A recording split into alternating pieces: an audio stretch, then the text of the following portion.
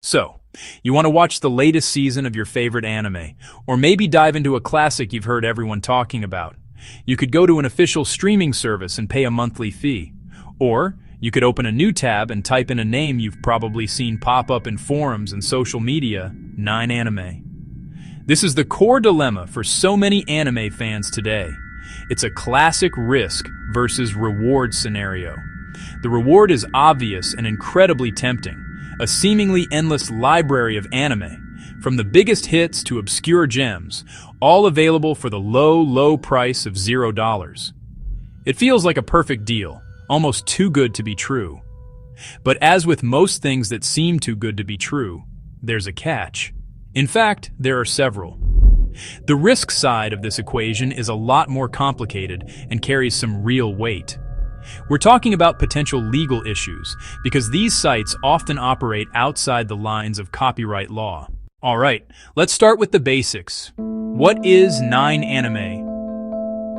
At its core, 9anime is a website that aggregates, collects links to anime shows and movies from various sources across the internet, presents them in an easy-to-use library. Think of it less like Netflix or Crunchyroll, and more like a highly specialized search engine for anime. You go to the site, you search for a title like Jujutsu Kaisen or Cowboy Bebop, and it provides you with links to watch it, right there in your browser. It doesn't own the content, and in most cases, it doesn't even host the video files on its own servers. The site itself makes money primarily through advertising. Lots and lots of advertising, as we'll discuss later. Because it isn't burdened by the expensive and complex process of licensing anime for different regions, it can offer shows that might be scattered across 3 or 4 different legal services, all in one convenient, albeit unofficial place. So, how does a site like 9anime actually deliver a video to your screen when you click play? It's a pretty clever, if legally dubious, process. The first step is indexing. The site's operators use automated scripts, often called bots or scrapers, to constantly scan the internet for new anime episodes. These bots look for videos uploaded to a wide variety of third-party video hosting services. Think of them as the video equivalent of a file locker. When a new episode of a popular show airs in Japan, fans often quickly subtitle it and upload it to these hosts. 9anime's bots are designed to find those uploads almost immediately. Once a video source is found, the site doesn't download and it doesn't re-upload the video itself. Instead, it simply takes the link to that video and catalogs it in its own massive database. When you search for an anime on 9anime, you're not searching its own servers, you're searching this database of links. By not hosting the copyrighted material directly, the site owners attempt to create a layer of legal plausible deniability, arguing that they are merely a directory or a search engine, not the ones committing the primary act of infringement. Putting aside the legal and ethical questions for a moment, let's just talk about the user experience. What is it actually like to browse and watch shows on a site like 9anime? On the surface, it's surprisingly polished. The interface is often dark-themed, which is easy on the eyes. The layout is fairly intuitive. You'll find a massive searchable library of titles, cover art, synopses, user ratings. You can filter and sort by genre, status, airing, status, completed, and release year. In terms of pure discovery and library size, it often outshines its legal counterparts, which is a significant part of its draw. New episodes often appear within an hour or two of broadcast in Japan, complete with fan-made subtitles. You can find a treasure trove of older titles, more obscure titles, out-of-print OVAs that may not be commercially available to stream anywhere. However, this is where the bad part of the user experience starts to creep in: the advertisements. To support itself, the site is saturated with ads, not the friendly, skippable pre-rolls, aggressive pop-ups, pop-unders, fake download buttons, overlays.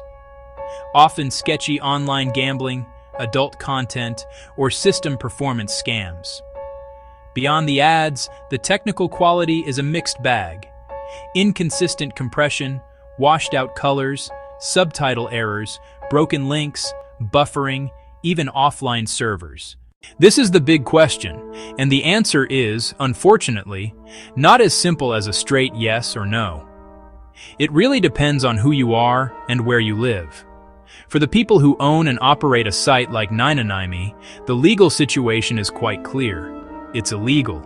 They are knowingly distributing copyrighted material on a massive scale without permission. This is why they operate anonymously, use offshore hosting, and frequently change their domain names. For the end user, the situation is much murkier. In most Western countries, including the United States, legal action focuses on distributors, not consumers. Streaming creates temporary copies, which some argue is unauthorized reproduction. But practical risk is low. However, low risk does not mean no risk. In some countries, particularly Germany and Japan, authorities have been known to track down and fine individuals for streaming or downloading pirated content. The legal landscape is always changing, and internet service providers face increasing pressure to cooperate. While rare, receiving a warning letter from your ISP is a possibility, and fines, though highly unlikely, could happen. The bigger legal risk for users comes from downloading. If you save a file to your drive, you're creating an unauthorized copy. If you then share that file, for example through a torrent, you become a distributor yourself, which is more precarious. So while the act of just watching is a legal gray area with generally low personal risk, it's important to understand that you are, participating in an ecosystem that is fundamentally built on breaking the law. Beyond the legal questions, there's a more immediate and personal risk: your digital safety. Free streaming sites are notorious for malware, for scams, and for other cybersecurity threats. It's not that site owners want to hack you directly, it's the sketchy, unregulated ad networks they rely on, lacking the quality control of Google and other mainstream platforms. The biggest threat? Malvertising. Malvertising is your ads containing malicious code. You might see a pop-up that looks like a legitimate system warning, styled like Windows or styled like Mac OS. It might say your computer is infected or that your Flash player is out of date. The ad will prompt you to click a link or download a fix. If you fall for it, you're not getting a fix. You're downloading malware. That malware could be spyware that steals passwords or ransomware that locks your files and demands payment. Another tactic: drive-by downloads. Sometimes you don't have to click anything. A malicious ad can exploit a vulnerability in your web browser or in browser plugins to install malware without you knowing. That's why keeping your browser and operating system fully updated matters. Browser updates, operating system updates, they patch security holes attackers use. Using a browser without a good ad blocker on a site like 9anime is like walking through a minefield blindfolded. Rule of thumb: trust nothing. Don't click on ads. Don't download files. Don't grant permissions. This is the part of the conversation that often gets overlooked, but it's arguably the most important for anyone who genuinely loves anime. Making anime is incredibly difficult, time-consuming, and expensive. It involves hundreds of talented people: writers, directors, key animators, in-between animators, colorists, voice actors, sound designers. These are artists and craftspeople who need to be paid. Studios that employ them: MAPPA, Ufotable, Studio Ghibli. They operate on budgets that can run into millions for a single season. When you watch on a legal platform, Crunchyroll, Netflix, a portion of your subscription fee or ad revenue makes its way back to the production committee in Japan. That committee distributes money to studios and creators. This revenue is the lifeblood of the industry. It funds the next season and lets studios risk new original stories. When you watch on a site like 9anime, that revenue chain is broken. Ads you see generate income for pirate site operators. Creators get nothing. When millions choose this route, it's massive lost income for the industry. Consequences: lower budgets, fewer risky or niche series, Continued poor working conditions. It's like admiring a bakery's cakes, but taking one without paying. The baker still loses out. If you care about anime's health and growth, support official releases whenever and however you can. So, if you're looking to avoid the risks and ethical issues of sites like 9anime, what are your options? The legal anime streaming market is more robust and accessible than ever. The biggest player in the game is, without a doubt, Crunchyroll. After its merger with Funimation, it now boasts the world's largest library of licensed anime. For a monthly fee that's typically less than the cost of a single movie ticket, you get access to thousands of shows, simulcasts that air shortly after Japan, and a massive back catalog, all in high definition and without the security risks. But Crunchyroll isn't the only option. Another major player is HIDIVE, known for more niche or edgier titles with exclusive licenses. Then you have the mainstream services. Netflix has invested heavily, both in licenses and originals. Hulu and Amazon Prime Video also have growing selections. With legal services, the pros are significant. Guaranteed high-quality video, professional subtitles, a safe and ad-free, on paid tiers, viewing experience, and the peace of mind of supporting the industry.